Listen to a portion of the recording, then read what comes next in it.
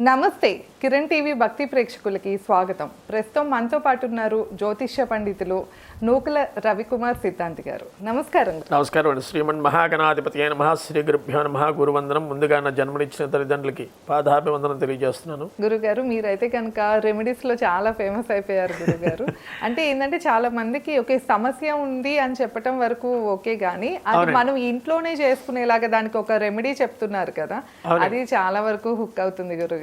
ఎందువల్ల అంటే అండి, రెమెడీస్ చాలా మంది వాళ్ళంతటా వాళ్ళు చేసుకుంటే ఎవరికైతే జాతక రీత్యా లేకపోతే గోచారం రీత్యా నష్టం వాటిల్లుతోందో వాళ్ళంతటా వాళ్ళు చేసుకోవడం వల్ల రెమెడీస్ చాలా అత్యద్భుతమైన ఫలదాయంగా ఉంటుంది. అదే చాలా చిన్న చిన్న ఊరికి ఏదో ఒక 10 రూపాయలు 15 రూపాయలు ఖర్చుతో చెప్పేస్తూ వస్తున్నారు మీరైతే.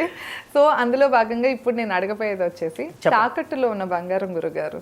సో చాలా మందికి ఏంటంటే ఎంత బంగారం ఉన్నా బ్యాంక్ లోనే ఉండిపోతూ ఉంటుంది, ఏదో ఒక అవసరం కోసం కొదవ పెడుతూ ఉంటారు. ఆ తాకట్టులో ఉన్న బంగారాన్ని విడిపించుకునేలాగా ఏదైనా ఒక మంచి రెమెడీ చెప్పండి గురుగారు. తప్పకుండాను. ఇది తాకట్లో ఉన్న బంగారం అంటే అండి, రుణ బాధలు ఎక్కువ ఉంటేనే వ్యక్తి యొక్క జాతకంలో మనం ఉన్న బంగారం కానీ లేదా ఆస్తులు కానీ బ్యాంకుల్లోకి వెళ్ళిపోతాయి. ఈ తాకట్లోకి వెళ్ళిపోవడానికి ప్రధానమైన కారణం ఏంటంటే ప్రతి రాశికి కూడా 6వ యొక్క లగ్నం రీత్యా కానీ రాశి రీత్యా కానీ 6వ స్థానం అండి.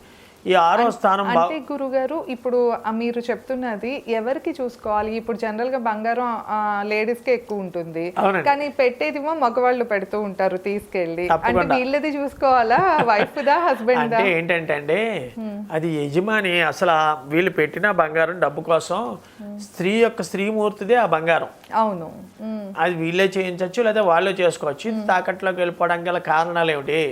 ప్రధానంగా ఈ యొక్క ఇంట్లో కూడా ఆగ్నేయ స్థానంలో చాలా జాగ్రత్తగా ఉండాలి. ఈ ఆగ్నేయ స్థానంలో ఎవరైతే మందార చెట్టు పెంచకుండా ఉన్నారో, మందార చెట్టు యాక్చువల్లీ ప్రతి ఇంట్లోనూ పెంచుతూ ఉంటారండి, పల్లెటూరులోనూ మామూలు ఇంట్లో. కానీ ఆగ్నేయంలో మందార చెట్టు ఉండడం వల్ల, అంటే ఇప్పుడు మందార చెట్టు కొట్టేయమంటలేదు, ఆ మందార చెట్టు తీసుకుని వాయువ్యం ప్లేస్లోనే ఎక్కడో వేసుకోవాలి. కానీ ఈ చెట్టు యొక్క ప్రభావం చాలా ఎక్కువగా ఉంటుందని శాస్త్రం చెప్తుందండి. ఆగ్నేయంలో మందార చెట్టు ఉండకూడదండి. తర్వాత చాలా మంది తెలియని వ్యక్తులు ఈ అప్పులు పడడానికి గల కారణం ఏంటంటే వాళ్ళ జాతకం రీత్యా సమస్య కాకుండా ఇంట్లో పరివారాల వల్ల కూడా చాలా పరిణామాలు చెందుతూ ఉంటారు. ఏమిటి ఆ పరిణామాలు అంటే చాలా సింపుల్ రెమెడీస్. ఇది ఎవరైతే గమనించారో ఈ వీడియోని అత్యద్భుతంగా ఈ తప్పు మళ్ళీ చేయకుండా ఉంటే, మన దగ్గర ఉన్న బంగారం కానీ మన దగ్గర ఉన్న ఆస్తులు కానీ బ్యాంకులో తాకట్టుకి వెళ్ళిపోకుండా ఉంటాయి. ప్రత్యేకంగా మీరు బంగారం గురించి అడిగారు. ఈ సువర్ణం అంటే ఏంటంటే కలిపురుషుడు సువర్ణంలో తిరుగుతూ ఉంటాడండి.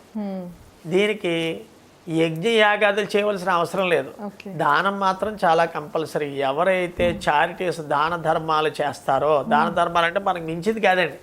మా దగ్గరే లేక బంగారం తాకటికి వెళ్ళిపోయింది గురుగారు, ఇంక మమ్మల్ని దాన ధర్మాలు చేయమంటారు ఏంటని కింద కమెంట్స్ పెట్టేయచ్చు రేపు పొద్దున్న.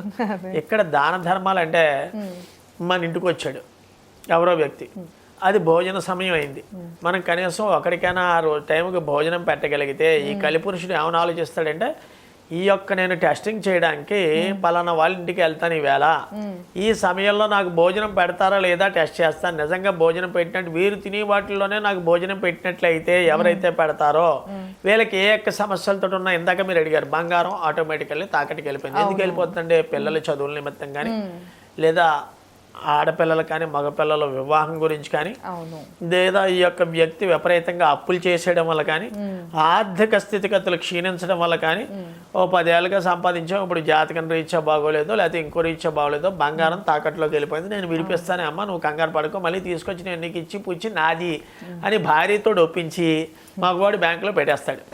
పాపం వీడి యొక్క ఆర్థిక స్థితిగతులు బాధపడకూడదు, భర్తని తన మామూలు తాడైనా వేసుకుని తన దగ్గర ఉన్న నెక్లెస్, ఈ మెడలో ఉన్న హారాలు అవన్నీ ఇచ్చేస్తుంది. తిరిగి వెళ్ళడం చాలా ఈజీ, కానీ తిరిగి రావడమే చాలా కష్టం అమ్మ. ఇప్పుడు గోల్డ్ రేట్ విపరీతంగా పెరిగిపోయింది. దానివల్ల ఏంటంటే మామూలుగా తీయలేరు. తీసుకుని అప్పు తెచ్చుకుని వాడు కూడా 1,60,000 పెట్టిన వాడు ఆటోమేటిక్గా 1,20,000 రూపాయలు వచ్చేస్తాయి. తీసి తెచ్చుకోవడం ఈజీయే, కానీ ఈవిడికి లక్ష్మీదేవికి చెంచల మనస్తత్వం అని చెప్పడం జరుగుతుంది. ఈవేళ 500 రూపాయల నోటు నా దగ్గర ఉన్నది రేపు పొద్దున మీ దగ్గరికి వెళ్ళిపోతుంది, మీ దగ్గర నుంచి ఇంకో వ్యక్తి దగ్గరికి వెళ్ళిపోతుంది. ఎక్కడ స్థిరత్వంగా ఉండే లక్ష్మి కాదు, స్థిర నివాసి అని ఆవిడ్ని ప్రార్థించలేము. ఎవరి దగ్గర స్థిరంగా ఉండదు. కావాల్సి పెట్టి చూడండి, మీరు బీరువాలో 2 నెలలు మీకు పిచ్చెక్కిపోతుంది. ఒక 1 కోటి రూపాయలు తీసుకొచ్చి బీరువాలో దాచి చూడండి, ఆవిడ 20 రోజులు మించి ఎవరి దగ్గరైనా పక్షం రోజులు అని చెప్పారు. ఏదో రకంగా తీస్తుంది బయటికి. బ్లాక్ మనీ ఉన్న వాళ్ళు ఏమైపోతున్నారు గురుగారు? బ్లాక్ మనీ ఉన్న వాళ్ళు మీరు అనడం చాలా కరెక్ట్. బ్లాక్ మనీ ఉన్నవాడికి ఏ రోజు ప్రశాంతత ఉండదండి. ఆ డబ్బు ఎలా ఉందా అని నిరంతరం టెన్షన్ తోటో వీటితో ఉంటాడు. పైకి మాత్రం నవ్వుతో బెంచ్ కార్ల మీద, Range Rover, Rolls Royce car మీద తిరుగుతూనే ఉంటాడు. కానీ ఆ ప్లేస్ నుంచి వేరే ప్లేస్కి మార్చకపోతే వాడికి కూడా పిచ్చెక్కిపోతుంది. మొత్తం మీద మనకు డైవర్ట్ అవ్వకుండా ఈ గోల్డ్ గురించి అన్నాం కాబట్టి ఈ గోల్డ్ గురించి ప్రత్యేకంగా ఆగ్నేయ మూల మందార చెట్టు ఎవరైనా ఉంటే ఇమీడియట్గా ఆ చెట్టు తీసేసి వాయువ్య మూల ప్లేస్లో వేయండి. నేను ఇచ్చే ఎఫర్మేషన్ ఏంటంటే రెమెడీ మీకు ఎవరికైతే ఆగ్నేయ మూల మందార చెట్టు జరుగుతుందో వాళ్ళు ఇమీడియట్గా తీసి వాయు ప్రదేశంలో వేయండి. ఏదో అప్పు తీరటం లేదు గురుగారు, ఏ రకమైన చేయాలి? చాలా అత్యద్భుతమైన రెమెడీ అండి. ఎవరికైతే బంగారం నుంచి రుణం బయటికి రావటం లేదో వీళ్ళు ప్రతి ఒక్కళ్ళు చేయవలసిన విషయం అండి. అది స్క్రోలింగ్లో కూడా మళ్ళీ ప్రోగ్రామ్ ఉందో కూడా మీకు దాంట్లో రాయడం జరుగుతుంది. దేవమంత్రి విశాలాక్ష సదాలోకహితేరత అనేక శిష్య సంపూర్ణ పీడాం దహతి మే గురు. గురుడి యొక్క బలం బాగుంటే ఈ బంగారం అంటే సువర్ణం, గురుడు బాగున్నవాడే సువర్ణం వేసుకుంటాడు. ఈ సువర్ణం అంటే బంగారం ఎప్పుడైతే తాకట్లోకి వెళ్ళిపోయిందో ఇది 2 లైన్లు ప్రతి ఒక్కరు దీంట్లో క్యాస్ట్ కమ్యూనిటీ క్రీడ్ లేదండి. మరొకసారి చదువుతారు గురుగారు? తప్పకుండా. దేవమంత్రి విశాలాక్ష సదాలోకహితేరత అనేక శిష్య సంపూర్ణ పీడాం దహతు మే గురు అనే మంత్రాన్ని అండి. ఇది ఓన్లీ శ్లోకం మాత్రమే. ప్రతి ఒక్క వ్యక్తి కూడా చాలా మందికి డౌట్స్ రావచ్చు. ఇది మా వారు మందు కొడతాడు రాత్రిలో చదవచ్చా, బంగారం లోపలికి వెళ్ళిపోయింది కదా. ఇది ఎవరైతే స్త్రీమూర్తులు అంటే తల్లులు చదువుతారో బంగారం వెళ్ళిపోయింది గురుగారు ఏ రకంగా ఇది రోజు కూడా అండి విడవకుండా 2 మాలలు చేయాలండి. అంటే 216 సార్లు. 216 సార్లు ఎందుకన్నానంటే మీకు ఏ సమయంలో చదవాలి అన్న సమయం కూడా ఉందండి. ఈ సమయాల్లో రాత్రిలప్పుడు చదివికుండా ఉదయం పిల్లలు స్కూల్కి వెళ్ళిపోయిన తర్వాతనా, లేదా తన భర్త ఉద్యోగంలోకి వెళ్ళిపోయాకనా, తన భర్త వ్యాపారంలోకి వెళ్ళాకనా ఇక్కడ టిఫిన్ చేసి చదవాలి, భోజనం తిన్నాక చదవకూడదని లేదు. దీనికి నీచు మాంసాదులు తోడు కూడా పని లేదండి. ఎవరైతే చదివి హ్యాపీగా దీనికి విషయం ఏం పెట్టాలంటే అంటే తేనె నివేదనగా పెట్టాలండి. తేనె ఎందుకు పెట్టాము అని అడగచ్చు. అంటే అమ్మవారి పటం గురుగారు మనం ఎవరు ఇక్కడ పటానికని కాదండి. ఈ యొక్క మంత్రం చదివిన తర్వాత ఈ యొక్క పరమేశ్వరుడు విశాలాక్షి దేవతన మంత్రాన్ని ఉపదేశించడం జరిగింది. ఇది ప్రత్యేకంగా సువర్ణం లోపలికి వెళ్ళిపోయింది అనుకున్న వాళ్ళు ఎవరైతే ఈ మంత్రాన్ని మరీ చెప్తున్నానో ఈ మంత్రం 2 లైన్లు అండి. ఇది చేసి జస్ట్ మన ఇంట్లో తేనె ఉంటుంది. ఈ తేనె నివేదనగా పెట్టి ఈ మంత్రం ఈ దేవతకి విశాలాక్షి దేవతను మనసులో ఊహించుకుని ఎవరైతే ఈ తేనె నివేదనగా అమ్మవారికి పెట్టి వీళ్ళు తినేయాలండి. ఆడవాళ్ళే తాగాలి. ఓకే, అంటే 216 సార్లు చదవాలి కదా? 216 సార్లు అంటే అమ్మ కరెక్ట్గా 25 నిమిషాల నుంచి అరగంట పడుతుంది. ఒక మాల చేసేటప్పటికి 1/2 గంటలో అయిపోతుంది. 2 మాలలు చేసి తేనె నివేదనగా పెట్టి ఎవరైతే మనం స్వీకరించాలి. ఎందువల్ల అంటే దీనికి రాశి కారకత్వం కానీ గ్రహ కారకత్వం కానీ లేదు. అంటే మేష రాశి వాళ్ళే చేయాలి, మీన రాశి వాళ్ళు చేయకూడదు. 12 రాశుల వాళ్ళు చేయడం వల్ల అంటే ఈ గోచార ఫలితమైనా ఏళ్ళు నడిచినైనా ఇంకోటినైనా సరే బంగారం ఆటోమేటికల్లీ ఉండదు. ఇంట్లో ఉంటే భయంగా ఉంటుంది. బ్యాంకులో పెడదామని కొంతమంది పెట్టేస్తారు.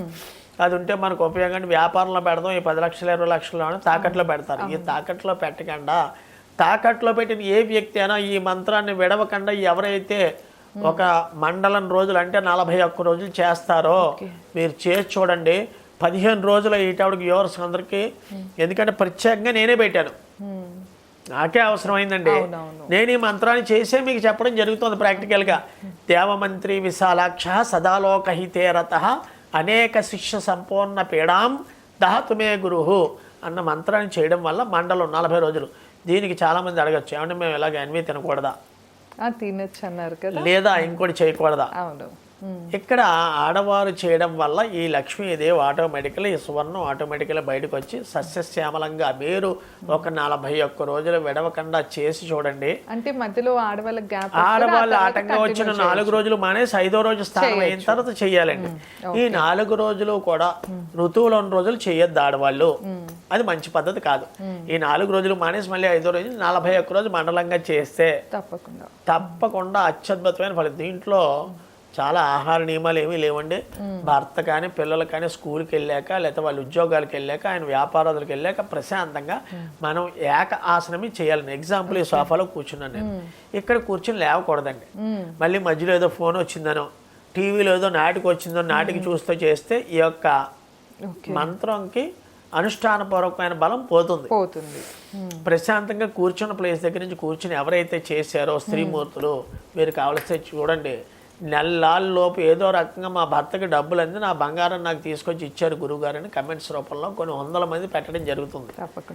ఈకైనా మీకు డౌట్స్ ఈ సువర్ణం గురించి కానీ లేకపోతే మీ జాతక భావాల గురించి అయినా వచ్చినట్లయితే నా కమెంట్స్లో నా యొక్క ఫోన్ నెంబర్ దాంట్లో ఉంది కాబట్టి మీరు నా డైరెక్ట్గా కలిసినట్లయితే లేదా ఫోన్ మీద అపాయింట్మెంట్ తీసుకున్నట్లయితే ఈ జాతక భావాల గురించి కానీ వాస్తు భావం గురించి కానీ మీకు క్లుప్తంగా చెప్పడం జరుగుతుంది.